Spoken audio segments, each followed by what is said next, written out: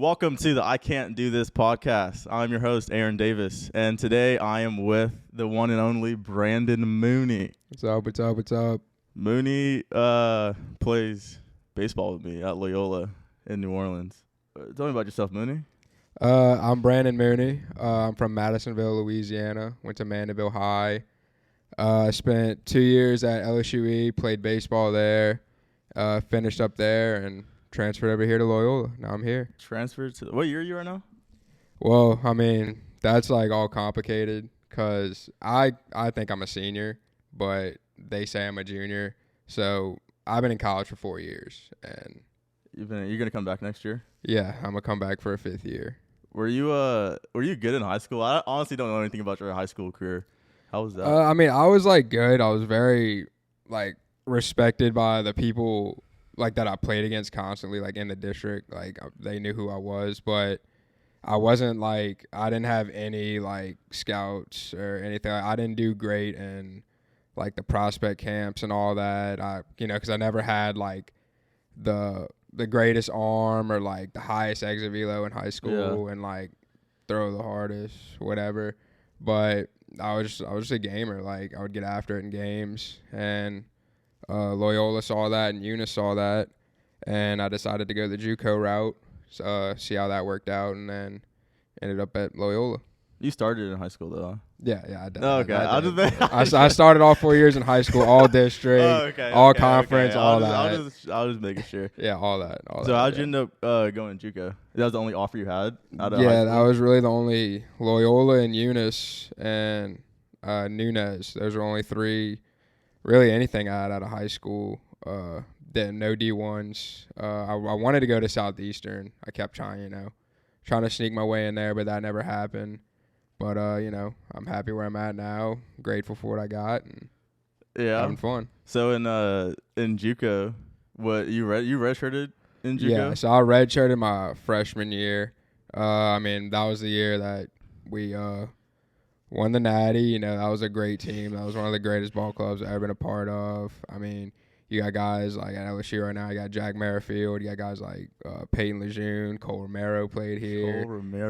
Cole Myers. But I can name names on names about people on that team. It was just a very fun team to be on. Very good team. Learned a lot from those guys.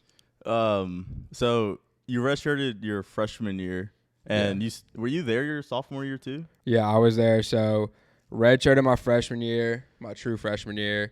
Came back the next year, which was my redshirt freshman year. Yeah.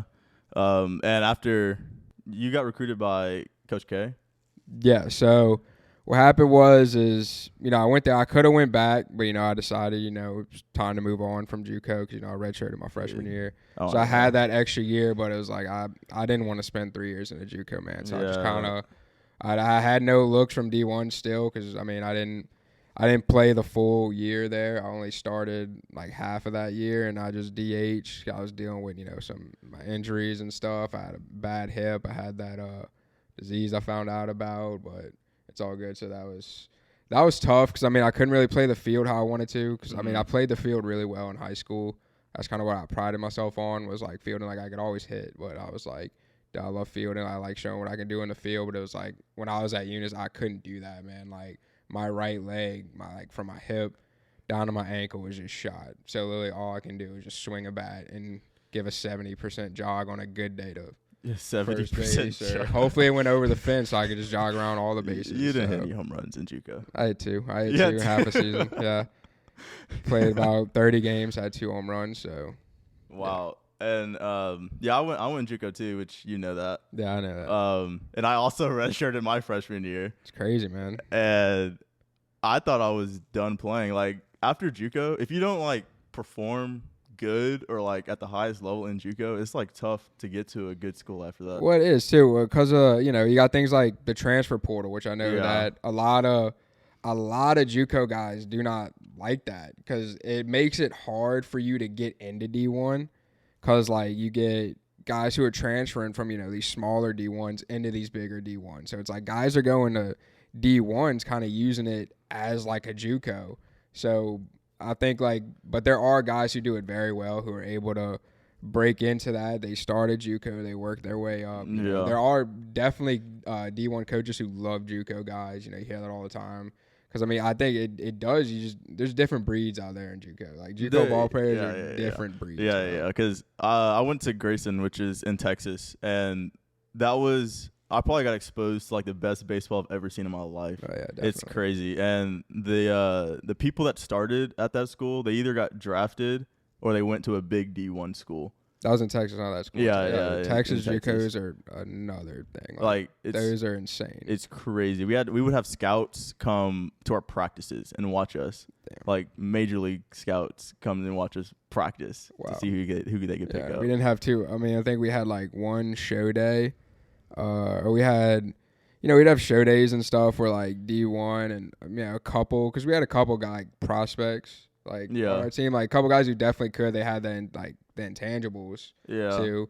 And so we would have guys that, you know, would come look at those guys. And obviously, you know, we got a lot of people in Eunice that went to D1. So obviously they got stuff that know, people want. Yeah. I mean, there were some like great ball players. There were some dudes there. Like I had a blast there. I learned a lot of baseball, learned a lot about the mindset. I think that was the biggest thing, more than like physical stuff. It was how to like work. Like how to like I thought I worked hard in high school.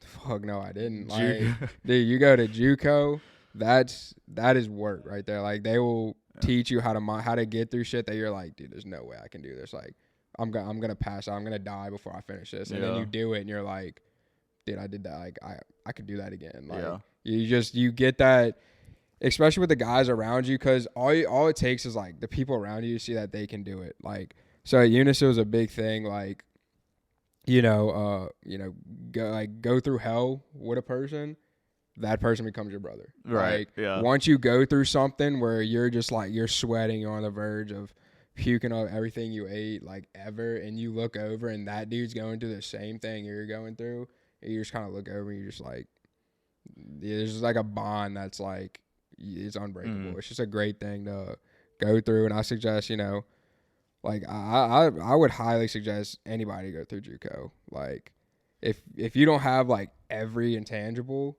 that like a D1's looking for, like, you know, like looking back in high school, like I knew I wasn't D1. Right. Like I thought I was in high school. Like I'm not gonna lie, I thought it was a shit in high school. Yeah. Like, bro, like I'm making all this, all that, like all that, and I just didn't have the intangibles, which is a big deal. It is a very big deal.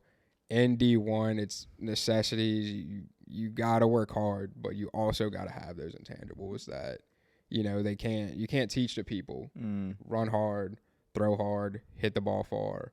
Like, that is a big part of D1. That's what truly separates, you know, a lot of JUCOs from D1. Because, I mean, you get a lot of guys who have the talent, but they're just missing that one little thing. Right. Like, especially when you go to the top level JUCOs, it's like, I'm looking at dudes and I'm like, the fuck is he doing here? This dude's like 6'7". I play with a 7-footer from Canada. Dude's 7 foot, throwing 93 miles an hour. Where the hell did you find this guy? Like, what is going on here? Like, you got dudes hitting like freaking 110s. You got dudes throwing 98s and all that, like across the dime. It's like, what is going on? Like the first time we actually did like a full thing, because you step on Eunice, the first thing you do as a team to see everybody is like a showcase. It's in front of scouts. You get out there, like, so I'm coming as a freshman. I'm the tiniest guy. I get there. The closest person is maybe 5 inches taller than me. Like, the closest. How tall are you? I'm about 5'9". I just say I'm about 5'9", 5'8". You know, 5'10" if you know the shoes, give me a little lift. But like, I get there, like, don't even get me started on the weight, dude. Like, I'm like, I thought I was, you know, pretty built. No, I knew I wasn't the biggest guy. Obviously, I was never the biggest guy, but I'm like, you know, I feel pretty good about my build. I get there, dude, everybody's jacked. Everybody's over 6 foot. I'm like, that's another thing too. Going to like JUCO and knowing you're good, like people. Well, I know in Texas at least, these like big JUCOs, they would go to JUCO just to get drafted because they were already getting looked at in high school. So they go JUCO 1 year, then get drafted, so then they wait 3 years in LSU. And wait until their junior year. Exactly. Yeah, and the biggest thing that learned from JUCO and coming to Loyola, it's like you said, you're the best player. Everyone is the best player from their high school. Like after you get to college, everyone is the best player from that high school. Oh, exactly. 100%. And you're competing for a starting spot with the best players from everyone's high school. It's crazy. Because you think you would, you know, you go to JUCO, you're like, no way, all these guys are like the best players. Yeah. And then you go in there, you're like, some of these guys look like they're the best player in the state. Like, yeah. Like everybody, we get there and everybody like, no, that's not the first thing we did. I'm going to tell you about the first thing we did, dude. Yeah. First thing we do when we get there, right? The first, like, all together, like, you meet everybody. So the coach brings us into the auditorium, and we're all sitting there. And you have to go down the line, right? So you're sitting there. He goes through every single person. You have to name, you know, your name, high school you went to, where you're from, and any accomplishment that you got in high school, like, everything. Yeah. Like, if you got all district, all region, one state, like you have to name everything you got, right? So he's going through everybody. Everybody's got, oh, I'm a state champion, I'm all state, I'm all district, yada yada. You go all the way down, oh, I'm all metro, I'm all conference, I'm all this, I'm all that. And so after he's done, right, so everybody's like saying it. So all those freshmen, we don't know. Like, so everybody's going down the line. Like, of course, all the returners know what's about to happen. So it's finally finished, and he stands up. He goes, all right, everybody say anything? And we're like, yeah. He goes, nobody gives a fuck what you did in high school. He's like, you just heard everybody say what they did. If you thought you did something good, somebody in this room has done something better than you. Yeah. So he's like, I don't give a fuck. Nobody here gives a fuck. All that is left in high school. Whatever you did in high school, all those accomplishments, I don't care if you got a ring. Nobody cares because nobody likes a guy who talks about what they did in high school 24/7. Yeah. Like, close the yearbook, brother. Yeah, it's like, like, move on. Like, everybody's done something. Yeah. Everybody's here for a reason. And I was like, damn. So that was the first thing we ever did. Like, that's like the first day you get there. Yeah. And it's funny that you said that y'all were, like, throwing up and stuff. You know, at my JUCO, we barely worked out. Dude, we worked out. So every Monday, Wednesday, Friday, it was 6 a.m. weights. But that wasn't the worst thing. The worst thing was, so at the end of the fall, like, so all the practices are hard. All the practices are like 5 hours. You do a full practice. No, we had you do a full practice, and you do a full 9-inning inter squad. Yep. Every day. Yep. None of that compared, dude. We get to, so what happens is we got conditioning week, right? Which I'm sure every school has a conditioning week. We had hell week. So you go through that. Hardest shit I've ever done in my life. Like, I'm like, dude, conditioning week, I did that in high school, easy peasy. Do you get to some of the stuff we did? Like, you got to run 1.6 miles in 11.5 minutes. Yep. You got to do that. And then you got ladders. So you go on a football field. You go 2 of each there and 2 of each back. So you go 2 10-yard sprints, 2 20-yard sprints, 2 40, so on, all the way to 100. And you do it back, and it's a race. Like, if you're not running, like, you are done. You might as well quit because you will never play. Yeah. Like, you are trying to win. If, like, you get out of there with no wins, you will get called out by the head coach. You will get called out by everybody, and you will be embarrassed. So that's just Hell Week, and there was a couple other things we did. Worst thing. How can I forget about this? It's called 400s. That put me in a state of mind I never thought I'd be in from running, dude. So you go on the track, 400 meters, right? Yeah. You do a full track. You got to get that in 60 seconds. You have to do a 400 in 60 seconds? Yeah. Okay. So you have to try to run that in 60 seconds, which, I mean, come on, bro. Like, I'm not running that in 60 seconds. And you got to do that 4 times. You got to do that 4 times, back to back to back. So one team goes, like, one group goes, one group. Yeah. So we're doing all that, right? So then you think, all right, that was the worst week of my fucking life. What we got next week? You got to do that shit again, but they call it Bingo Challenge. So now it's all for a competition. And if you lose that competition, what was it? The losing team, you just had to do Christmas carols. Like, you had to go around school and do, like, Christmas caroling or something like that. That was, like, probably the hardest thing. And then you get here, and it's like, I mean, like, we grind, but it's, like, a different type of grind. Yeah. Like, it's like, we'll have, we do GOTA and all that. Our workouts are, good. Our workouts are really good. But it's like we don't have anything like that to where, I'm in that you feel like quitting. state of mind. Like, you're like, I can't do this anymore. But that was also my freshman year. That was also, I think, the point that like really pushed me to like be better. Like that was like my breaking point of it. Because before that, it was all about like, I'm not gonna lie. Like, I mean, I wasn't a selfish guy, but I was a little shit in high school. Like, I was a good teammate. Like, I'm not gonna lie and say I wasn't a good teammate. I think I was a really good teammate. I think my teammates could agree with that. But I was also really like focused. I was a stat chaser. Like I was that guy. Like if the team went like if we lost, but I went 4 for 4, I'd be like, I don't care. I went 4 for 4. I went 4 for 4. Yeah. What did y'all do? Like we won, but I went 0 for. It was like there was no smiling. Like I was. That's like, how you are now. I'm not that bad. You went over against Suno, and you're talking about, bro, I ain't got a hit, bro. Yeah, but that's different. That's because it was like an inner squad. Like, you know what I'm saying? It was like I'm talking like we're in like conference. Like we are in fucking like dude, we need these wins. Like these wins are big, and like so it's like I'm still working on it. Like, but. Yeah, we all know how you get. Man. Yeah, you know how I'm a very, very passionate man about it. But back to what I was saying, I think that was the point that really like turned me into what I am. Like that part really made my mental state better. It taught me like how to fight through shit. Because before that, I was athletic, so all the conditioning and stuff that we did in like the workouts or for high school or anything, like I was athletic enough where it wasn't that bad of conditioning. Like I never had to push myself that hard. To like do it. But you get there and it's like, I don't care how athletic you are, like you are done. Like this is it. That's so funny. Yeah, I know at my JUCO, first of all, we didn't do morning anything. Our coach hated getting up in the morning because everything's in the afternoon.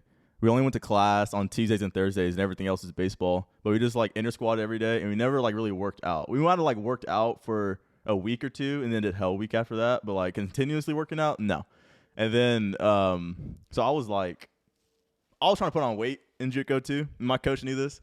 And in our exit meetings, he was like, so were you working out in the fall? And I was like, no, we didn't really work out. And he was like, you just didn't do it on your own? And I was like, oh, not really, no. And like, it was just something to learn about. Like, dog, like I have to do it. Like, no one's going to do it for me. I have to do it. Nobody's going to sit there. It's not like no babysitter. Yeah. No one's waking me up. Go work out. You know? But in JUCO, talk about the championship. How was that? I know you redshirted. I was there, though, bro. I was right there, bro. We got to get Cole on it so you can talk about it. Cole was actually in the dugout. I was not in the dugout, sadly. I was as close as you can get to it, but I was not in the dugout. So actually, funny story about that. So that was back when like COVID and all that was like going on really bad still. And so we had just had a COVID outbreak like at the school. Yeah. And we were just trying like not to get shut down. So we like did a thing, whatever. So the red shirts each had a job, right? So for instance, my red shirt job, dude, I was the fucking announcer. Like I announced out for all the whole games, like the home games, I'd announce everybody, do all that stuff. Yeah. So that was my job. My buddy, he was the so he had to go. He was the stat guy, right? So we had this like program on this computer, and he had to go to the games and put like everything that happened into a computer. Mm-hmm. So, long story short, something happened to where he couldn't travel to the regional, and we were leaving the next day. Well, I already had COVID like a week before that, so I couldn't get it again. You know, like all the technicalities. Mm-hmm. So I couldn't get it again. So the coach was like, okay, you need to travel. You need to learn how to do this program in a day, and you need to do our stats. So I go to the regionals. I do it. I figure it out. I think I do pretty good. And we ended up obviously winning the regionals because we made the World Series. So we win the regionals, which was insane, at Pearl River. Beat them twice in a row. You got a ring for that? I did get a ring. I did get a ring.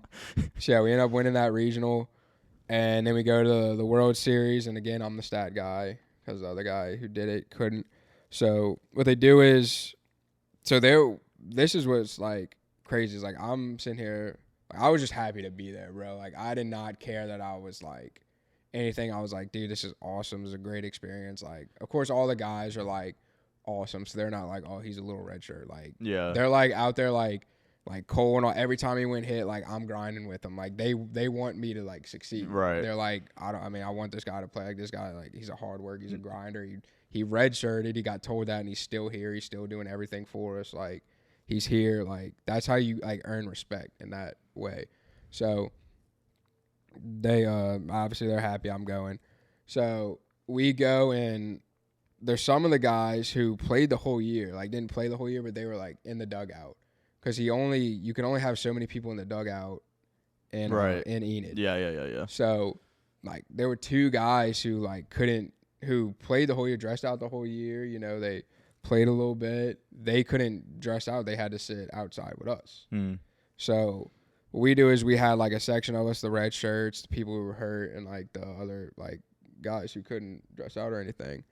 We're all sitting, like, they gave us one section, like, right by the dugout. So, like, we're in the stands, but we're, like, secluded. Like, right. We're in the stands, but we're still secluded from, like, the rest of the stands. We're still basically in the dugout.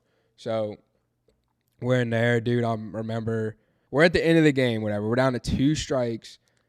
2 strikes, 2 outs, nobody on. We're down 1.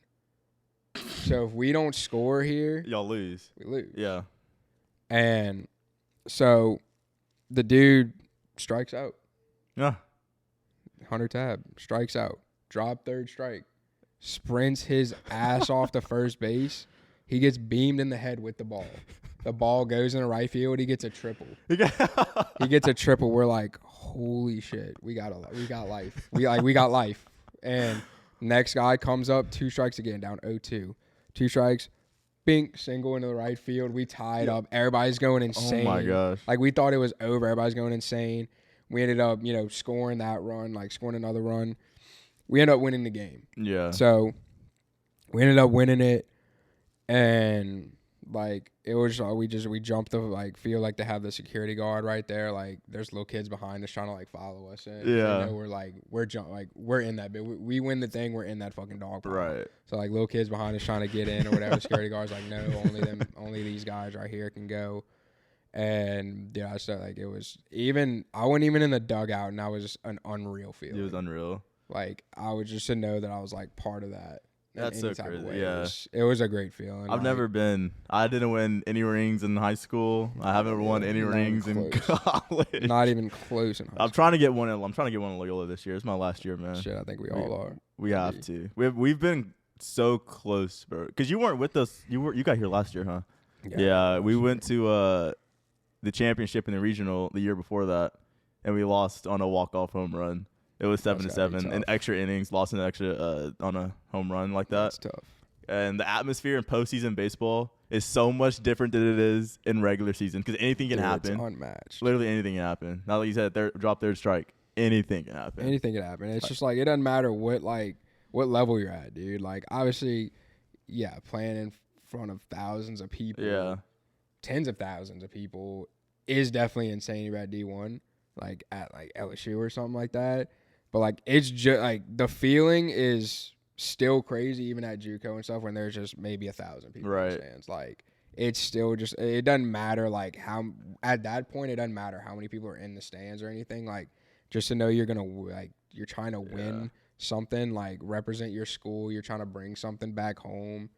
Like, do something. Like, just be a part of a team that does something. It's just – it's an incredible feeling. Even playing here, like, playing in front of our little fans – is still, especially in postseason. We hosted regionals at Loyola the year before. Yeah.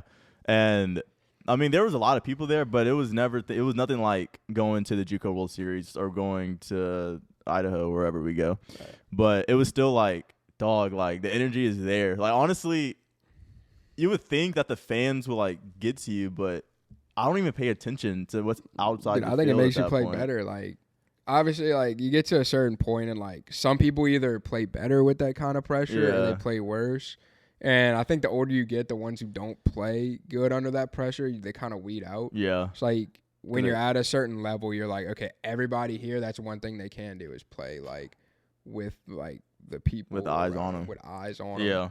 But that's the thing, too, is, like, Coach K talks about a lot. Like, anybody can play when the energy's high. You got people in the stands, but like who's gonna ball out on a midweek? Like, who's gonna bring that energy to a midweek on a hangover game? You just played, one of the top 5 teams in the nation. Had a good game, maybe beat them, and you got to come back. You got to play somebody, that isn't to that caliber. Like, and then it happens to us like last year. I know, that's what I'm saying. Last year we started off so good last year, and then like halfway through the season when we lost a game or two, it just like ruined everyone's energy. I don't know what it was either, because I guess we didn't understand what it meant to have adversity up to that point. No, we didn't, because I mean, it was very like our season was very, I want to say, like kind of predictable almost. Like from till that point, like we lost the games that we figured we would lose,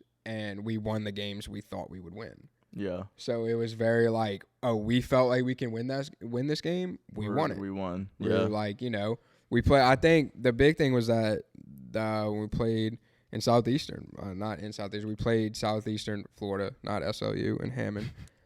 Southeastern Florida, we played them in the Cajun Collision, and number 1 team in the NAIA. Had a really good game against them. Came down to like the 8th inning.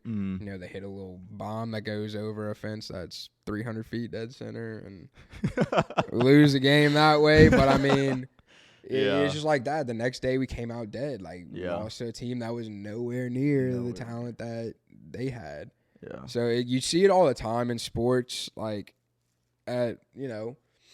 people, they'll play somebody really good and high energy, people in the stands, everybody's yelling. There's something you feel like you win this game, there's something big, and then you turn around, you play a game, you feel like you should just wax the floor with them, and then they come out and they beat you, because to them that is their game. That is their game. It's like to them that like they want to kick your ass. Yeah. Like they're out there to like that is it's not a hangover game for them.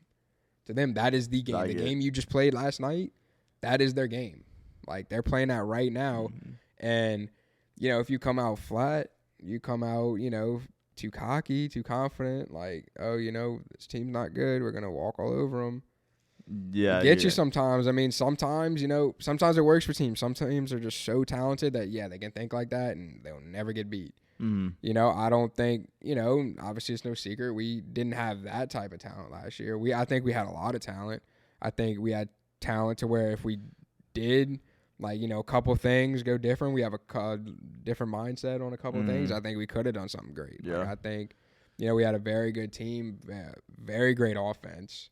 Like, that offense we had gave me a lot of like flashes of Eunice. Like, Eunice had an amazing offense. I mean, they had pitching, everybody was over 90. Yeah. Like, so that was different. Like, we have guys like, obviously you got Steven Still, you got Brady Bowen, you got Matt Wild, you got like a bunch of guys. I can name them all, that guys like that. It was just the consistency of like how hard everybody threw was just different. Like, you got like 93 with sliders and stuff at Eunice, We didn't have that. We had guys who were very good, but we as a team couldn't get the job done. Yeah. And it came down to, everybody, like, maybe we get a couple more hits. We get a couple more hits in key situations. We don't lollygag and lose that Stillman game. We don't lollygag and get swept by Middle Georgia. We got swept by Middle Georgia. We take at least one from William Carey. Dude, I know. Losing 5, going 0-5 against William Carey last year. Oh my gosh. Brutal. We were just so emotional as a team. Right when something went wrong, we broke. It was done. Coach K always says, "Bend, don't break." We broke every single time. Every single something time. didn't go our way. It was like, oh my gosh. And then like, a lot of the stuff that we could control, we didn't. Like, I know we had a lot of overthrows in the outfield that we didn't hit our cutoff man. They get to second base and like stuff like that, where you can actually like focus up and just hit your cutoff man. Like, that's the stuff we need to do every single time. Yeah. Every single time. Yeah, you need to. It's something that, it doesn't take a whole lot of effort to do. It just takes some focus. Yeah. And I think a little bit of focus and, effort, it goes a long way. And having a routine, I think, is insane. Because that's how you stay in the same mindset every single game, is having a routine. Other than doing in and out. You know, I hate doing in and out. We're not. I love it. Doing in and out. I don't know if we're gonna have that battle right here, right now. But my boy Cole, he knows. Cole, Cole did not like doing in and out at the end of the year. It got to the point where he was like, dude, I can't do this anymore. No, he didn't. Once he got moved to outfield, he felt a little different about it. Yeah, because the outfield throws are way harder than second base that you're at. Over here just tossing it, talking about in and out, like in and out. Anyway. But I do agree with that. Also think, that needs to carry on off the field. I think a lot of things that, athletes when you get to college, difference is you're living on your own. I believe every athlete should make their bed right when they wake up. No, I don't do that. That should be the first thing you do when you wake up. Because think about it, right? Especially in a game like baseball, right? You fail so much. Yeah. It doesn't matter how good you are. You're going to fail more than you succeed. You're going to lose more than you win, like at bats, wise, whatever. Why not start your day off with a win? But like making your bed, bro. It's a win, bro. I promise you, you start making it every day, it becomes a habit. Now, like I can't, dude. In high school, I didn't make my fucking bed. I got up at 6 a.m. and I just wet my hair, brushed my teeth, ate a little something, went to school. Yeah. Fuck about a bed. No. Now I get up, I make my bed, no matter how tired I am, no matter how early it is. Make the bed. You'll feel a whole lot better. You start off with a win, man. Just start your day off with a win is a big thing. I think every athlete should do that. I think every athlete should focus on little things outside of it. I think, doing the dishes. I think every athlete should do the dishes. Okay, I agree with that one. I think every athlete should, if you see the floor's dirty, vacuum. Yeah. It doesn't take, if you do little things like that, you start putting wins throughout your day. If you can just put wins in every day, like no matter how small they are, like, oh, I really don't want to do this dish. Yeah. But you do that dish and you put it in, that's a win. That's a win. It's a win. Yeah. So if you can fill your day with as many wins as possible, I think there's a great correlation to that into your sport. Yeah. Like even if it doesn't, because once again, there's things you can't control inside of a sport. Making your bed and doing the dishes, mopping the floor, you can control that. So control the things that you can. Like why not? Why not take wins when you can control that win? You can control if you do it or not. Yeah. And I talked to Coach K at the beginning. We had our little meetings with him at the beginning of the semester. And the one thing that I talked to him was about just being productive every day, like you were saying, like doing those little things. Because like at the end of the day, when I haven't done anything, like I don't have class today, I didn't do any homework today, I just laid in bed, like ate, whatever. It's like I'm relaxing, but I don't deserve to relax. Yeah. And it's a whole different thing, because if I do stuff being productive throughout the day, I'm like, dang, I deserve to relax today. Like I feel like I deserve to relax. And then going on to the baseball field with that, it's like, dang, do I deserve to play good today? Like I didn't go to the cages yesterday. I didn't throw yesterday. Do I deserve to even play good, or win. Do I deserve to win? There it is. Deserve to win. Or I'm just gonna come out here and just be like, oh, that's whatever, bro. Like if I do good, I do good. If I don't, I don't. But like putting those steps, having a system. We talked about. Are we journaling? Dude, that journaling stuff we've been doing. I'm not gonna lie, dude. I hated it in the beginning. Like in the beginning, I was like, dude, this is stupid. Like I'm not gonna sit here and write about my feelings. Like I'm like. But I hated it, and then I just kept doing it, and now I'm like, no, I kind of like it. I love it. Like now I'm like starting to like, okay, this is like real. Like I'm taking it serious.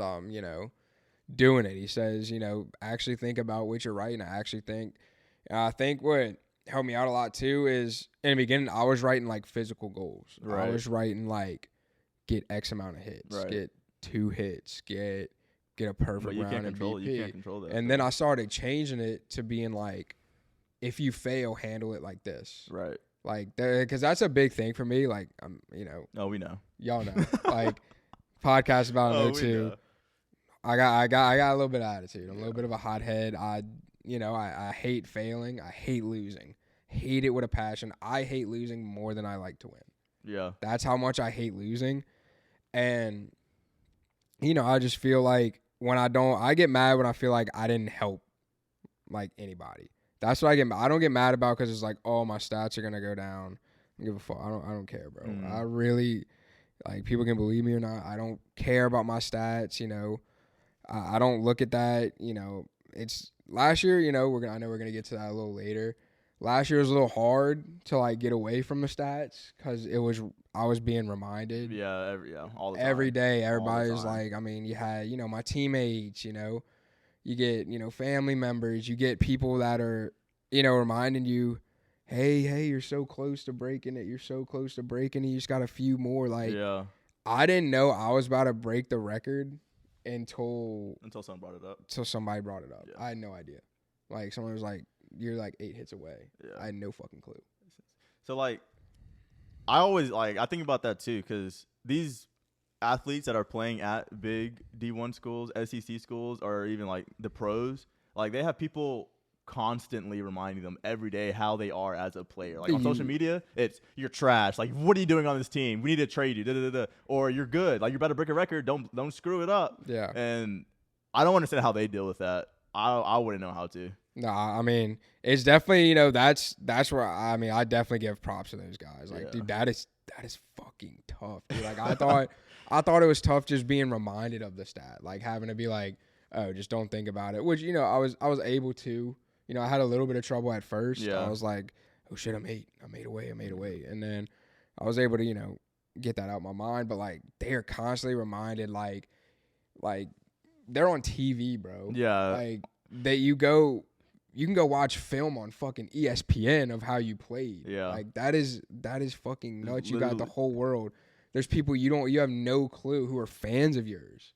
That's the biggest thing. Like, people you don't even know exist are your fans. That's something I don't think I'll ever have that. Yeah. Like, I know everybody who knows me pretty much. Like, so that's why I give those guys a lot of props to, how they're like, able to go through that and able to do that, because it's tough, man. I mean, I don't know it personally, but I can see it being very tough. Yeah, it has to be, because it's people's jobs to critique on live TV with a group of 4 dudes on ESPN, critique on how your quarterback did today. And like, what's crazy is that dude's like 19 years old. That's not exactly. He's younger than me. Dude's it's like insane. Dude, on 3 years younger than me, he's being critiqued on ESPN. Oh my gosh, why would he do that? Like, I don't think he's in the right headspace. Bro's 19. He's 19 years old, dude. He can't even go to buy a beer. He can't drink. Dude is 19 years old. That's crazy. Yeah. When I know it was a long time ago, but when Juan Soto won the World Series, I think he was 19 or 20. Like, imagine being 19, 20, winning a World Series. World Series, bro. In the major league, like winning, like being the best baseball players in the world, and you win a World Series at 19. That's got to be insane. You know? I mean, look at Bryce Harper is another one who he didn't win the World Series at that age. But but he was still very successful at that age. He came in the league high, very successful hitter.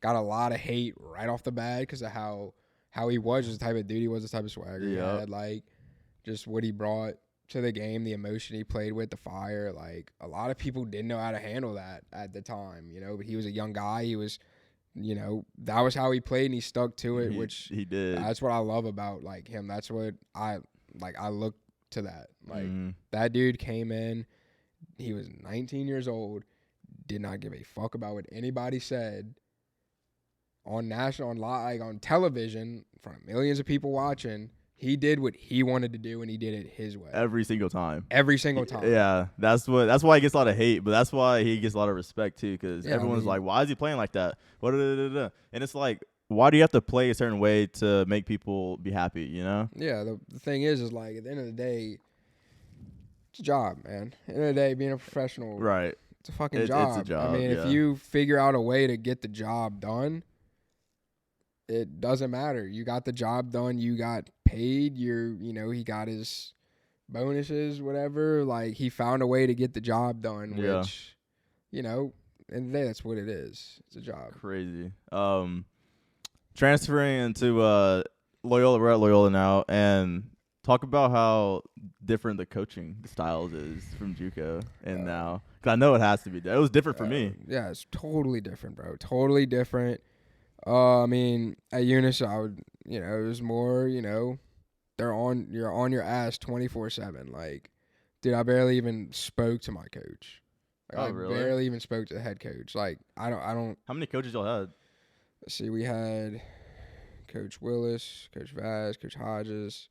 We had an interim coach Poole, and that was my freshman year. And second year we had interim coach White, and we had Coach Orgain. So we had like 4 or 5-ish coaches. Yeah. You got the head coach obviously, Willis, and then you got the assistant coach Orgain. He's the pitching coach as well, and you got the 2 hitting coaches, Vaz and Hodges. Vaz is the outfield coach as well. Hodges is the catching coach, and then you got an interim coach who just kind of does, floats around or whatever. So very different, very, very different now, coming here, you got Coach K. He's a very player-oriented coach. Like, I love Coach K. Like, I feel like I can go to Coach K and talk about whatever I want, and there wasn't that at Unis. I did not have that at Unis. It was strictly a job. Like, I feel like a lot of guys were strictly numbers on a sheet. That's how it is at JUCO though. Yeah, that's how it is. You have to be that. You're only there. It's not their fault. Right. That's just how it's. Dude, you're there for 2 is. years. Yeah. Like maybe 3 if your stats aren't up, you're not getting out. Yeah, you're there for 2 years. Why would, it's just kind of different. Like he's hit the goal for you is to leave. Is right. What it should be. It should be, get them in, get them out. Right. Get them on the move. Get them to move on to a next step. But it's different here. It's like I'm here to stay. Yeah. Because I didn't have So last year I had that really good year. I had people ask me, "Are you coming back?" Like, dude, yes, I'm coming back, bro. I'm not transferring just because I had a good year. I'm not gonna this is my home. Like I came here. Like K did a lot for me, bro. I came in. I was damaged fucking goods, bro. I didn't have my right leg barely fucking worked. I had that, I had a disease. We figured it out what it was, got that cleared up. But I came in, my right leg didn't work. Like I told him that I'm like, okay, bro. Like I know you just you gave me this money to come here and all that because it didn't get really bad until that summer. Yeah. After I committed, and I was like, I mean, you gave me all this money, like you got me to come here. Like I want to give you. You gave me all of you, like what you can give me. I want to give you everything I got. Right. And so it was very hard, I had that hard conversation, like, Coach, I don't know what to do, man. I'm hurt. Like, I'm hurting, bro. I can't play like this. Like, I need it. And that's when he brought me in to see Gary and all that. They goaded me out and got me right. But yeah, that was a big thing was he cared. Like, I didn't even know him yet. Yeah. Like, my first time meeting him, my first time shaking that man's hand was him helping me out. He came to that meeting with me. He didn't try to send me go to this doctor, go deal with it. He was like, because he lives on the North Shore too. I was coming from the North Shore. He was coming from the North Shore. He drove down. He met me there at 9:00 in the morning. Just got there with me, and that was huge for me because it was there's a lot of coaches that would have been like, oh, he's damaged goods. Right. We gotta find something. We gotta find a replacement. We gotta find this. We gotta find that. We fucked up. We shouldn't have gave this guy yada yada yada. Mm-hmm. But no, he didn't. He really, he felt like he could help me, and he did help me a lot, and I'm grateful for what he did for me, and, I'll always remember that, I can call him whenever I want, Coach K, I've never met a coach that cared more than Coach K he's on awesome. Every single player, and he doesn't play favorites. No. I know pretty much every coach plays favorites. Oh, yeah. But, He doesn't play any favorites. Who's that? Yeah. Is that That's Jake. What up, Jake? What's going on? He's We're doing a little podcast. Wow, there you go. Yeah. But yeah, he cared so much, and I talked to him. We were in the dugout before practice last week or something, and he just randomly brought up. He was like, I woke up at 2 a.m. freaking out if you had eligibility, talking about me, because I'm a 6th year. And he was like, I don't know if he has eligibility or not. And he said he woke up at 2 a.m. and was freaking out and was texting people at 2 a.m. and trying to figure this stuff out at 2 a.m. Wow. I was like, you don't have to do that, dog. Yeah. You can wait till the next day. It's okay. Yeah, he just cares that much. It's crazy when you got to, because you got guys who, want to play hard for you at that point. At that point, you got your whole team, is ride or die with you, if you're not ride or die for that man, right? After he does stuff for you like that, And that's what one thing that really like makes me upset it happens every single year. But the new guys will come in and they will think they should start every game. They think they should be playing every game. They think they should be playing above somebody else, and they'll bash Coach K because of that. And I try to tell them, I'm like, dude, like we're in college, bro. Like I said earlier, everyone here was the best player on their high school. Like people are in front of you. You're a freshman. Yeah, they're seniors here. You're not gonna play over a senior. That's what I think young guys gotta understand when you go in somewhere, especially like like this, that these guys, we have done stuff for this organization. Like everybody who you see that like is consistently being put at the number one spot, they've each proved themselves. Yeah, a lot of us have, we don't have to prove much. Like Coach K's like Coach K knows what we can do. Right. Like we gotta obviously perform. Performing is different than proving, but you gotta perform to stay in the lineup. But the fact that, freshmen come in, it's like you haven't proved anything yet. Mm-hmm. Like you haven't done anything. Like, yeah, you can get hits in high school, but like nobody, like coaches don't care about just stats, right? Like if say you just get a bunch of base hits, but you're a horrible teammate. Right. You don't know how to hit a cutoff. You don't do this. You don't listen to signs. You don't know the signs. You don't take time to know the signs. You're not going to play because you can't win a game just by getting hits. Right. Just getting like a bunch of hits and not knowing how to play the game. The guys in front of you are older. They know how to win a game. Yeah. There's certain things that a lot of high school guys coming in don't understand about the game yet. They don't know little things that, we do to help win a game. Mm. There's a lot of little things that go into winning a game. It's not 100%. Just who gets that big hit, who gets all the strikeouts. Like it's a bunch of little things like, who's good at relaying information to their teammates. Like, okay, I struck out. Like this guy's got a good changeup. We didn't know he had that. Who's going to come in and be like, hey man, watch this changeup. Who figures out his sequence? Like me as a lefty, I got to relay to the other lefties. Hey, I kind of picked up on a sequence here. Like, maybe this, or like, you might find something like you bring in a new pitcher. You might be the first guy he faces, and you see something. You relay like to me, like, hey man, this, or like just like little things like that help win a game that aren't on a stat sheet. Is what keeps you in the lineup.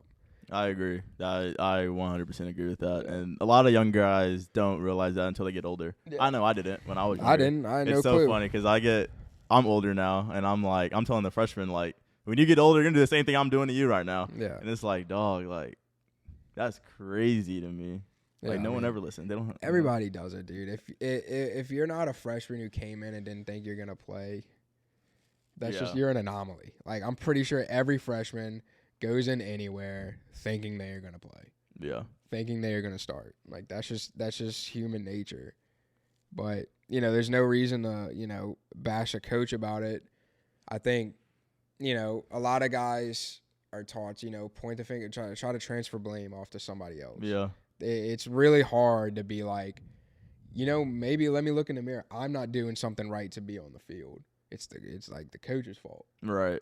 And that's just something that, a lot of younger guys don't have yet. And they have to humble themselves. Yeah, you have to humble. You have to be like, you're not that good, bro. Like you have to be humble to be good. You are not that as good as you think you are. I promise you're not. No. And you can get there, but if someone's playing in front of you, there's a reason why. Yeah, it's not because the coach hates you. No, yeah. You would be on the team if he hates you. K does not play favorites. He doesn't play favorites. He just plays. If you're playing good, you're going to play, man. And I love that about him. He plays the people who are going to give us the best chance to win. The best chance to win, yeah. And if you don't give us the best chance to win, you're not going to play. Yeah. Even if it's like, what I like is even if a guy's like struggling a little bit, but like if a guy's struggling a little bit, he'll keep him in there because when he does get hot, he's going to help us win. Right. Yeah. Like I think that's a big thing we were trying to do with Luke last year is like Luke had that like intangible thing where it's like if he gets hot, bro, he's going to change the game. He can change the whole course of a season. He can win games for us easily. He can change the course of a season. I was going to change a game, dude. He could change a season if he gets hot. Like those are also things that have to go into it. Like if a guy who's like that is struggling, yeah, coach isn't going to like that's what a lot of younger kids will do too is like they see the guy ahead of them struggling and they kind of like, oh, I can get that done. Why am I not? Yeah. Playing? Well, because his ceiling's higher, bro. If he does get hot, he can do things that maybe you can't do yet. You know, it's not something that, you know, you'll never be able to do, but you're just not, you're not there yet. Yeah. You can't do some of the things that he does. You don't communicate like he communicates. You don't, you know, he might be a guy that is a field general. He might tell everybody, like, he's just aware of the field. He's the guy that everybody listens to in the field. We're in the field, like, just little stuff like that that you can't tell from a dugout. Like, because I, like, me, like, obviously I'll turn around, have conversations with y'all, like, little stuff like that they don't know what I'm saying in the dugout. They don't know that I'm, like, that I'm asking y'all, like, hey, are y'all playing this flare right here? Stuff like that. Or y'all, hey, we're in here. Or y'all be like, hey, we're back. Pop up, like, right behind your head, go after it. Like, little stuff like that. You're not seeing that. You're not knowing that's going on. Yeah. And that can keep a person in the lineup, too, if like the whole chemistry is good. Yeah. It doesn't, because a team is a team, right? So say you have a whole team, especially when a team is winning, it's going to be very hard to break into a lineup. Even if that person's not doing good, like, so say you're behind somebody and they are just not doing good right now, but the team is winning, like, there's got to be a reason. The coach isn't going to change up the lineup when a team is winning. Right. If that guy's doing something, like, if a team is winning, that means the team is doing something right. Because it's definitely, baseball is the furthest from individuals. Yeah, it's like he's doing something. He's doing something right. So obviously it's going to be hard to get him off of the field, out of the lineup if he's doing something. Yeah. All right. Well, let's get into your record, you little bro. Your little two records you broke. You broke the hit record and the runs record? Yeah, the single season. So I broke the single season hits record, single season runs record last year. Yeah, man. I mean, that was great. Did you hit that good in JUCO? Oh, you did. You've always been a hitter. I could always bang. I just didn't. Like I said, it was hard to break into that lineup at Eunice, especially because I couldn't play the field. Yeah. And they had guys who were bigger, stronger. Right. Yeah. That you would want at a DH before you look at, a 5'9" Mooney, 5'9", 165. Like, guy, the B or DH. But, once I got my shot, I definitely hit like that in JUCO. I didn't hit like that in high school. Like, I hit, but I didn't hit like – I was a very, like, bloop single guy. Not really. I was a master at bloop singles, bro. Like, I don't think I hit – I think my hardest hit ball in high school was maybe, like, 85. You didn't have a home run in high school? I did. I had two. Oh, okay. I did have two in high school, but, like, for the most part, I'm talking, like, I would just, like, stick the bat out, kind of half swing, bop, put it right over the shortstop. That was it. That was, like, my max. And then, I got, to JUCO, and I started learning different, like, how to swing on what counts, what type of swing to have on what counts. And I started, like, I got in the weight room heavy. Like, I was in the weight room in high school, but, like, I think the max I was ever in high school was, like, 150. It was, like, the biggest I ever was in high school. And then at Eunice, I got up to damn near 170. So, you got up to 170? Yeah, I got up to 170 in Eunice. And so I started, I had a little ass on me. So I figured out, how to use it, how to swing hard. I started seeing balls kind of fly and just gradually started, trusting my swing, swinging hard. And then I got here and I, that's how I just kept swinging. I'd made a couple little changes to, like, because even I feel like my exit velo went up even since I got here from Eunice. I was just in a constant, like, because that was my big thing. I always noticed that. I would watch videos of myself and I'd be like, man, I'm on fire. I'm getting hits. But, like, I feel like there's something, like, my big thing what I always did was I kind of did, like, an Ichiro Suzuki type thing. You ever seen him hit? Yeah. Where he kind of, like, hits and runs at the same time. And he runs it, because you're a lefty. You can do that. I would always do that shit. So then I figured out, I'm like, man, it's kind of working, but I feel like I get some hits where, like, I could really drive that ball in the gap if I didn't do that. Like, if I did a full swing like that out, that everybody's like, oh, it's all right. It was a good line drive. Yeah. It could have been in the gap. Been a double if I swung through it. Yeah. And so I started just really focusing on that. Like, okay, we're going to cut out that completely. All right. We're going to go to a two-hand swing so it's harder to run out of that. Right. And now, like, sometimes I'll stand in the box a little too long. Like, I'll hit a ball and I kind of stand there for a second. Everybody's like, dude, did you just pimp it? Did you just pimp that? I'm like, no, bro. It's like, that's just my tendency now because I figured out that's, like, the one thing I needed to do better. Yeah. Whereas, like, you just got to constantly evolve your game. And that was just a little thing I picked up on that, you know, was able to help me and definitely give me the hitter I am, you know, now. And just, you know, also, you know, Coach K giving me a shot. You know, I can't thank that man enough. I mean, he saw something. I'm glad he saw it. I got him too. You know, I was, you know, able to do that, you know, because a lot of coaches would have overlooked me, you know. Yeah. Not the biggest guy. I'm not going to catch your eye in a showcase. I promise you. You're not going to see me, you know, in a showcase be like, that's the fucking guy right there. Like, that's it. That's it. Like, that's him right there. And I'm like, that's just not who I am. I'm a guy, you know, that, you know, I play the game hard. I play the game right. You know, I know a lot about this game. I know a lot. I spent a lot of games, you know, at JUCO just watching, like just being the announcer, just sitting there watching the game, you know. And then, you know, the year I did make the team, didn't redshirt, I spent a lot of time on the fucking bench, just watching the game, just engaged, just learning, just trying to be better. Just like, dude, I'm not gonna sit here and pout about it. Like, these guys are better. Like, they're good. They got it. Like, they should be in the lineup. Like, I'm not saying like, oh, these guys are better than me, I shouldn't play. I'm just saying they're good. Like, they are good. There's no reason they shouldn't be in the lineup, right? I'm like, I felt like I can do that too, but I was never the guy that was like, I'm gonna be sorry and like, you know, be like sad because this guy is getting it done. He's getting his chance. He's taking advantage of it. Like, I'm happy for that dude. If that dude can get us a win, I'm riding behind that. I don't care. That's what a lot of people have a problem with too. That's why, like, you gotta. That's another thing I think that really changes your game when you start caring about other people's success more than you care about your own success. Which I had to do that constantly in Eunice. That was literally that was my like thing at Eunice. That's the only thing I could do at Eunice, dude. I didn't play that much. Like, what am I gonna do? I'm not gonna ride high on my success, dude. I haven't really had any success, bro. I've been behind everybody, but you know, I felt like I would just find myself like, instead of just faking it just to look like I am in front of the coach, which a lot of people do too, just fake energy. Like, I would just sit there and I would just watch.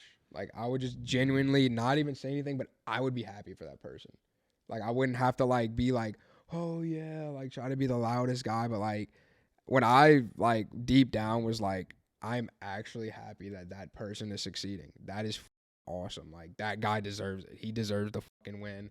I'm glad he's succeeding was really, like, a big changing point. And that's when I felt like I really started getting better at baseball. That's good because a lot of people, when they're not playing, they're talking to people in the dugout, not even paying attention to the game. No. Like, you couldn't even tell, oh, what inning is it? Oh, I don't even know. When's the game over? Like, people aren't trying to get better at the game, really. They just want to play. No, it's and another thing is, when you came here, you transferred here, and you were our best hitter. And it's like, everyone's seeing that, like, dude, Mooney's a dog, blah, blah, blah. That's not where you started. No, it's not. No, but a lot of these guys one sees that. The only guy who really saw what it was like was Cole. Yeah. Like, Cole knows. Like, you could ask him, like, dude, Mooney didn't play a bit, bro. He had to, like, I had a great fall. The year after I redshirted. Yeah. I had a great fall, dude. I had the highest batting average on the team. Highest batting average. Come the season, I didn't play a single fucking game. Like, obviously, any human's going to be like, what the fuck, man? Yeah. What the fuck do I got to do? But it was just, you know, like, they see, like, obviously a lot of the guys here, they see, you know, just the success. And that's all they see, but they don't see what it took to get there. To get the, Like, Cole did the same thing. Cole was actually, like, hopefully he doesn't see this because I hate saying this in front of him. He was actually my role model when I was at Eunice. Fuck you, Cole. But I'm telling him. He was, yes, he was my role model. So, like, I did a lot of my stuff, like, a lot in the beginning. I was kind of like, all right, what would Cole do in a situation? I would look at a situation, right? Like, something happened. Yeah. Right? And I would be like, all right, so I'd see him, like, fail or something, or see somebody, like, start in front of him when he had a good day. And I would just kind of see how he handled it. And he handled it very well. He handled it like a man. He just went about his business. He grinded till he got his shot. And, dude, his So the year I redshirted, he was redshirted? Yeah, he redshirted the COVID year. Oh, okay. So the year after I redshirted, the year I redshirted, the year after he redshirted, he was the pinch hitter. Like, that was his job. Like, he didn't play, he didn't start. He was a pinch hitter. Bro had 6 walk-offs. I've never seen, like, if we wanted to win, if it was if we were down by 1 or something, or like tied, bottom of the 9th, guess who's fucking coming in? Cole fucking Romero. Holy. He's coming in. And he's getting the job done. Like, it was I've never seen anything like that. I was just, like, so happy. And I was like, dude, that dude deserves it. That, like, after seeing him succeed like that, I was like, this shit fucking works, bro. Like, it fucking works. Because he was a big team guy. Yeah. Like, he was big on, like, he was my roommate, bro. Like, we shared a bathroom.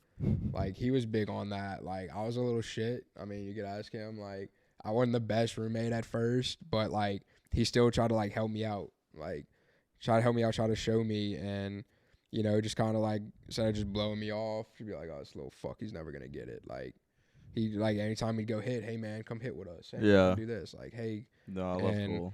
Like, he just kind of, you know, took me in, and I, like, you know, a lot of things that I do now is, like, he kind of got me, like, there. Huge team guy. I can't believe he left. I know, man. I was sad, bro. What? He called me and told me I was He was like, sad. no, I knew he wasn't coming back the entire time, but I was hoping he was. I knew he was too, because he was like, dude, I just don't know if I can, like, do it with the classes and all. Yeah, because when you transferring out of JUCO, man, just destroys your credits. It does.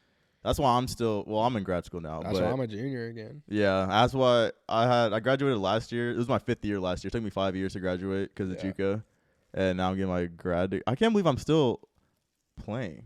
I know, dude. I can't. This is my 6th year. What am I doing senior, here, bro? 6-year senior. I'm a super senior. I'm senior. only gonna be a 5-year senior. Yeah. That's gonna be my max is 5. So that's so. You got funny. me beat on that one. And then there's Rydell. Rydell is also he's coming back next year, I think. Yeah.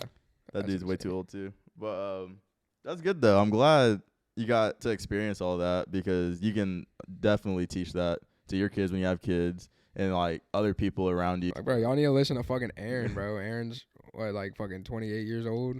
22. But I'm not even old. That's the thing. I'm only 22. You're really not that old. I'm not old at all. I'm about to be 22. We'll turn 22 next month. Oh, for real? Yeah. In December? Yeah. When's your birthday? 21st. Oh, sick. Mine's the 7th. I'm going to be 23. Damn. We couldn't be in NOLA though. We're not gonna be in NOLA for your birthday. No, we're not. We will. Anyway, I will be. You won't. Oh, 'cause you live here. I forget. Here, in the rich area of Mandeville, the gated community of Mandeville. Madisonville. Get it right. Oh, that's good though. So like Coach K talks about how you shouldn't identify yourself with your sport, right? And you have to find ways because if you don't perform good in baseball, then you're gonna go home and like beat yourself up about it, talking about, oh, I suck at baseball, so like my life is terrible, right? Yeah. So what are the things that you do outside of baseball that just you're like your hobbies or your interests or whatever? I think a big thing. I'm gonna get to that after, but I'm gonna talk about a big thing that I wanted to bring up when I saw this. Okay. I think it's very huge to not bring what happens at baseball outside of baseball or any sport. That's a big thing. Like, cause so I lived with my girlfriend for a little bit, right? Yeah. Like my girlfriend's always over. Like, I can't, if I have a bad day, like, yeah, I'm a vent to her. And like, I love that about her cause she'll just sit there and take it. But I'm never going to treat her like shit cause I had a bad day. Right.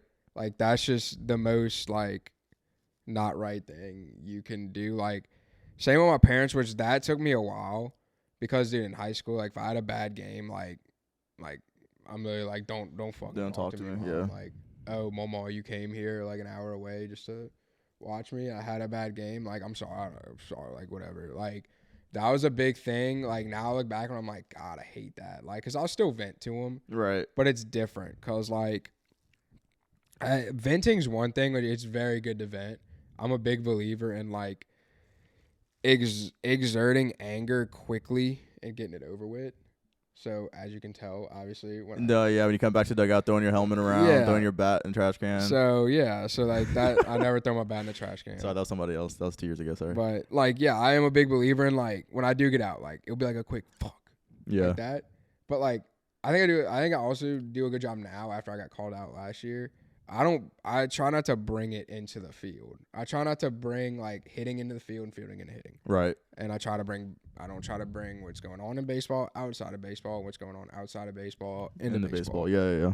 So I think that's the big thing that young guys got to learn is that, you know, it was a tough thing to say because I love this game so much, but there are bigger things than baseball. Yeah. In life, because it all is gonna come to an end. It's gonna come to an end. There are way bigger things. Like don't get me wrong, I love this sport like a lot. Like I really do love this sport. Like I'm so glad I get to play it every single day. I'm so grateful for it. But there are more important things in life than your sport. They're just 100%. And you can't put your sport at the top of everything. There are people in your life that you're going to have to put above the sport. Yeah. The family members, one day you do meet, that special someone like that, like your wife or something eventually is going to, be ahead of that. Like you look at the pros all the time, like their wives are ahead of the sport. Like obviously that's their job. So they're going to go do their job to provide for their family. But I promise you they care. They should. They probably care about their wife and children more than they care about the sport. So like things come into your life, people, circumstances that are more important than that. And I think that's something that people got to learn is like what happens in your sport is not the bottom. That's not going to be who you are. Right. It doesn't define you. Like if you have a bad day at the plate or say you're playing soccer, I don't know much about soccer, but you're a goalie and they score on you a lot. Like when you go off the field, that doesn't define who you are. Right. Like people aren't looking at you like, oh, that's the guy who can't stop a goal. That's the guy who can't get a hit. We shouldn't talk to him. Like that's a bad guy right there. That guy's not cool at all. Yeah. Like, nobody gives a fuck. Right? Yeah. It's different when you're in the professionals because, they kind of do. Like, but you can still be a good person. But at, like, our level, it's more like just don't let it affect you. You're going to be fine. It's not the end of the world. Like, I hate losing more than I love winning. But if I lose a game, it's my life's not going to end. I'm going to go to bed. I'm going to wake up the next day. I'm going to eat. Like, yeah, he doesn't. I'm shit. I'm a shower. Like my day is gonna like go about. Like day is gonna continue to go, and you can't treat everything like the end of the world because it's not. It's not. Like, I promise you, a week later that at bat's not gonna matter. Yeah, you're not even gonna think about it. You're not gonna like. And if dude, you are, I had like you said earlier, one of my worst offensive performances ever. Yeah. Ever. Like I don't think I've ever done that bad in my life than when we played at Suno. I don't care now. Like it's funny now. I really laugh about it. At the time, I was pissed. I'm like, dude, like, I'm fucking breaking records and shit. I can't hit this shit. Like, what the fuck? Like, but now it's just like, dude, it happens. This game has a way of humbling you. Humbling, like bro. This game will humble you. Oh my gosh, dude, we went to Nunez, dude. That was one of my best hitting performances ever. Like, you see what I'm saying? Like, I go from the like top to bottom. Like that's just what this game is, and you can't let that. You can't. This game will take you up and down. You can't let your mentality go up and down. Your mentality has to stay the same, but like it will go up and down. Right. Like, this game will take you up and down. Just you got to try to keep a level head, and because there's just so much failure in it too. Yeah. Like if you hit 300, that's 30% hits, bro. Like you're good. Like oh my gosh, you're still getting out 7 times. You're good, and you're getting out 7. No, there's no other sport that does that. Yeah. In basketball, if you shoot 30% in basketball, you think you're gonna play, bro? Are you kidding me? Unless you're some center, just get all the rebounds. Stuff, right. But yeah, that's insane, brother. But no, like but all right. So back to what was it? It was what do you do outside of baseball? Like what's your life like? Outside of baseball, I like to just do. Anybody does, I'm not a big video game guy. Yeah.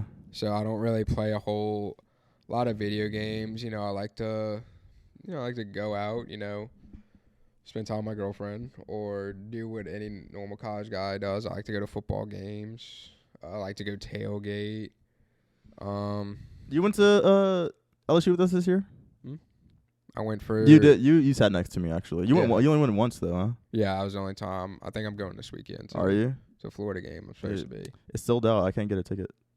I don't know if I'm gonna get a ticket either, but I'm going because my parents are going to tailgate. Oh, are they? Okay. They're buying the Truly keg. So yeah, they're like, you should probably go because we have to buy the keg. I'm like, all right. Sick. But yeah, just hanging out. I'm a big movie guy. Oh, movies. Dude, I freaking love the movies. Like what kind of movies? Like just anything. Like I just love sitting like a good movie. Like if you have any, I like going to the movie theaters. See, I'm not a big movie I'm theater huge guy. on movie theaters. I like sitting at home watching movies like when they come on, the streaming platforms like Hulu, Netflix, HBO Max, shit like that. Like I love watching movies. My girlfriend actually just got me into horror movies, which I hated horror movies, never watched them. Horror movies are fun. I just never got it. I was like, what's the fun of being like scared? Like scared's not an emotion that's supposed to be fun. You never been to like a haunted house or something? Never been to a haunted house. You can't do that? That's like, it's like thrilling. It's like, it's like skydiving. Yeah, but I'm not like a big adrenaline guy. Like, I'm not a big adrenaline junkie. Like I try to keep my adrenaline pretty low. Yeah, you're very mellow. You are a very mellow like person. I'm not a very loud guy who's gonna be like hyper. Like I try to keep my adrenaline very very low. So not a big adrenaline guy, but yeah, like watching movies. I just got into like I said, she got me into horror movies. I actually kind of like them. Like, I love horror movies. The Insidiouses. Did you ever see The Nun? I have watched it. Oh yeah, you went without me. No, not the Nun. Not the second one. I still haven't seen Nun 2. Need to watch that one because I am very involved in that universe. That universe actually is very interesting, scary shit. But because I hate that type of stuff. The jump scares. You scream? No, I don't scream. What do you do? I literally, you could ask Ryan, my roommate, my girlfriend. When I get scared, I just go, ah. Like that. Oh, but you're actually scared. Like it's really like the most monotone ever. Like they think I'm joking, but like that's actually my scream. Like I just go like it sounds so fake, but like no, I'm actually fucking shitting myself. Does Dre jump? Yeah, she be screaming. I know Ryan goes crazy. Yeah, she's a jumper, but she's like she takes it like a champ though. I'm like I'll be like she'll do all that jumping and stuff, and then after I'll be like, holy shit, that was horrifying. She's like, that was lame as fuck. I know Dre's a gangster though. She is. She's a G. She's a gangster. She's awesome, bro. That's so funny. So over the summer, like what do you do? Or over Christmas break, like what are you gonna do for off season? You just spend time a lot with family? Yeah, I spend time with family. I'll spend time with like my high school friends that I haven't got to see because of baseball and all that. Oh, okay. And I'll I'll try to go on a vacation. Y'all went somewhere over this past summer? Y'all went somewhere? No. I did not this summer. This summer I was working with NOLA. Oh. So I just coached them. I try to, make some money over. But, last Christmas I actually went to Vegas. Oh, you went to Vegas? Yeah. I didn't even know that. How was that? What was that like? What was going to Vegas like? It was awesome. That was for your 21st, huh? That was for my 21st. Yeah. How much money you went out there with? A lot. And you came back with nothing? Nothing. Yeah. I say a lot, like probably not a lot to like everybody, but like to a college kid. To a college, yeah. I went up with I think like I want to say like 6K. You went up 6K? I went up there with. 6K. Oh, you went up there with 6K. Went up with 6K. Went up 2K. Oh, you went up 2K and you lost it all? Well, see, I did it different. I didn't say I lost it all, but like you lost it all. No, because I spent it on stuff too. Oh well, like I didn't like that. I didn't. Like I'm talking. You weren't going up there gambling with $6,000. Yeah, no, I wasn't gambling with $60,000. Yeah. I just brought. You just brought $6,000. $6,000 to go up there, and like I ended up going up 2K, and then just like eventually towards the end of the. Playing what? What'd you play? I did a good bit of blackjack, roulette. Roulette. I suck at roulette. Awesome. You're gonna find out how good your night's gonna be really quick. The red snake. You do the red snake. No, I do. I always go on black. You always go on black? Always on black. Always on black, but I wouldn't go every single time. I just kind of feel it out until I get enough, and then I would start doing the middle row. Okay. Yeah. I've been to Vegas. I wasn't 21 yet though, but I went to Vegas once with my family too. I need to go with friends. Yeah, you need to. It's very different. It's very fun. There's a lot of actually different stuff to do in Vegas besides, just like there's a lot of shows. We gambling. went to a magic show. Like, there's like they have good trails. We didn't do Like, they trail. have really good, like, nature trails and stuff. I didn't, but, like, my buddies, because it was the day after New Year's, I was still sleeping, but they went to a nature trail. They said it was awesome. Went to 2 very nice golf courses. The golfing up there is it's nice. really nice, bro. You're, like, golfing in the canyons. I never That left is the strip, beautiful. so. You never left it? Yeah. No, there's a lot of things to do right outside of Vegas. Like, because obviously you can't just, like, I mean, you could, but, like, we were there for, like, 6 days. Yeah. It's like, we're not going to sit in the casino and, like, do all that for 6 days. Like, it gets kind of, old, repetitive. So it's like, let's go, golf. Let's go do this. Let's go. One day we spent the whole day just walking the strip. Like, really? Just go and walk through everywhere. Like, just sightseeing and stuff. But that was before they had that big fucking, like the dome thing. I want to see that. That's what I want to see. That was before the dome. Yeah. And I saw they put it up. Like, oh my gosh. I was like, dude, that thing looks insane. I was like, wish you would have been there for that. Oh my god. I don't even know what they do. What do they do in there? Is it like just performances, like movies, or what? I don't even know. I saw they had like somebody playing. Like they did a concert. Oh, they do concerts and stuff. They do everything because they can make it whatever they want. Yeah, they can make it see through. Yeah. And like, from the outside. Yeah. Oh, sick. Yeah, it's crazy. Like you gotta look it up. Oh my gosh. Yeah, I got it. Yeah, I definitely need to get in there. But that's good though. In closing, so what's your major? Marketing. What do you want? Do you know what you want to do with that yet? Yeah, I'm trying to go into medical sales. Oh yeah, you did tell me that. Yeah. Medical sales. That's what I'm trying to do. So your dad's a firefighter. Yeah. And your mom, does she work? Yeah, she's she manages Central Home Health. Oh, because that's why you want to go to medical sales? Not because it's 2 totally different things. Oh, is it? I just feel like I'm not very good with like calculating and stuff. Yeah. It's like I definitely want to go into business, but I don't want to go in the business side of like calculating everything. But I feel like I could sell the shit out of something. Definitely can't do that either. And if you like tell me to study one thing, I could feel like I could become a master at it, which is what you need to do in medical sales. You just learn everything about one product and sell it. And you just sell it. And I feel like I can do that. Some Wolf of Wall Street. Yeah. Have you seen that movie? Oh, yeah. I love that movie. Seen it thousands of times, bro. It's like one of my favorite movies. That movie's awesome.